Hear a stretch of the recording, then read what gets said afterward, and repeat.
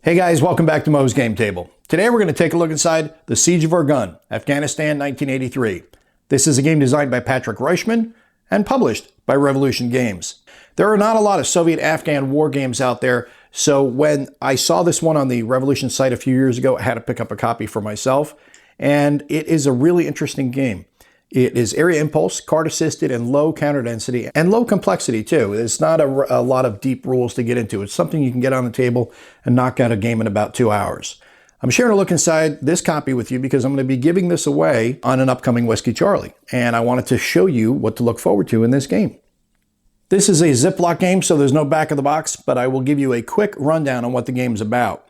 Siege of Orgun, Afghanistan 1983 is a strategic valley in the Paktika province close to the Pakistan border.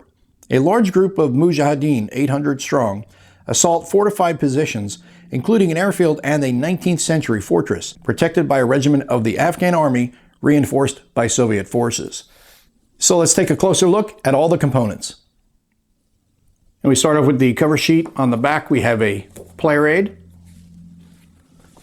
We have our rules. 2 decks of cards, the counter sheet, and our map. So let's set up the map and take a closer look at the game.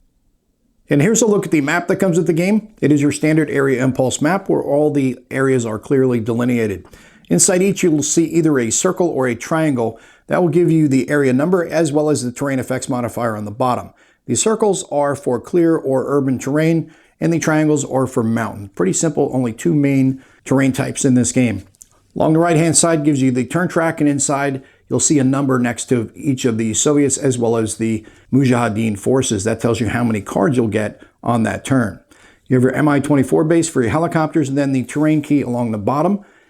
There are supply points, there are entry points for all the forces, including the DRA and the Soviet forces down here, and then the 3 different tribes will have multiple entry points along the sides. The Waziri are green, the Karate are yellow, and the Zadran are red. Next, we'll take a look at the Playwright that comes with the game. This is on the back of the cover sheet. A listing of all the Afghan units, Soviet units, and the Mujahideen units, as well as a breakdown of how to read the counters, and then your admin markers are listed at the bottom, along with an illustrated example of movement. Next, we'll take a look at the counter sheet that comes with the game. At the top, we have the Mujahideen forces. These consist of 3 separate tribes. The green are the Waziri, the red are the Zadran, and the yellow are the Karate. Below that, we have the support assets in use by the Mujahideen. Below that, we have the Afghan forces, followed by the Soviet forces, which are primarily support assets. And then we have some administrative counters to round out the counter sheet. Now we'll take a look at a few examples of the cards that come with the game. At the top, we have the Afghan cards. At the bottom, we have the Mujahideen cards.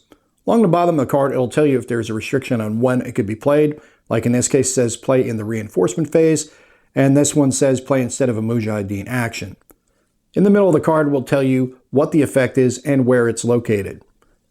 And these cards do help drive the asymmetric nature of the different forces in the game.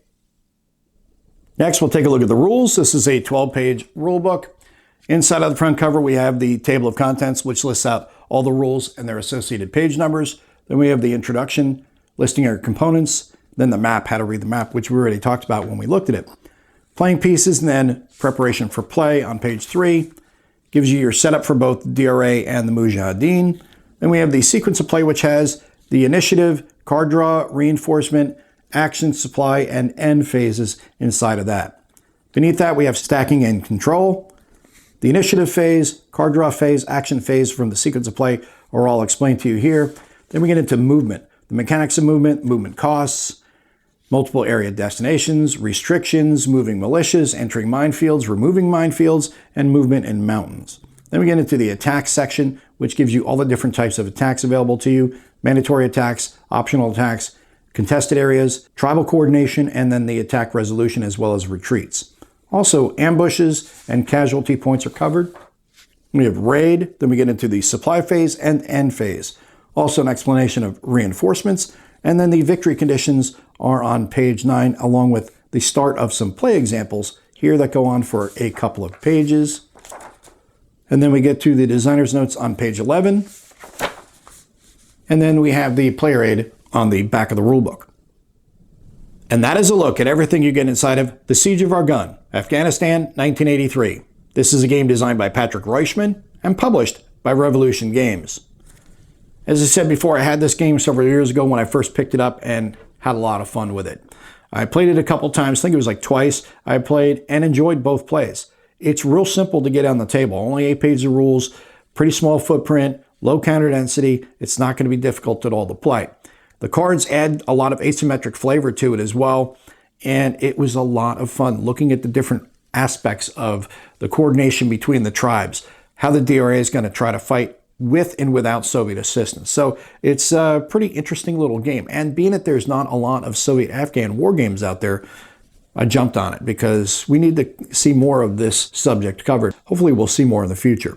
And as I said, I'll be giving this away on the next episode of Whiskey Charlie, which is going to be our Christmas episode. So tune in to that episode. We'll be giving away live right on the show. So if you are looking forward to getting a copy of this, join us in the show and have a little holiday fun. Well, I hope that helps you guys out if you've been curious about this one. You have any comments or questions, post them down below. Thanks for tuning in, guys. See you next time.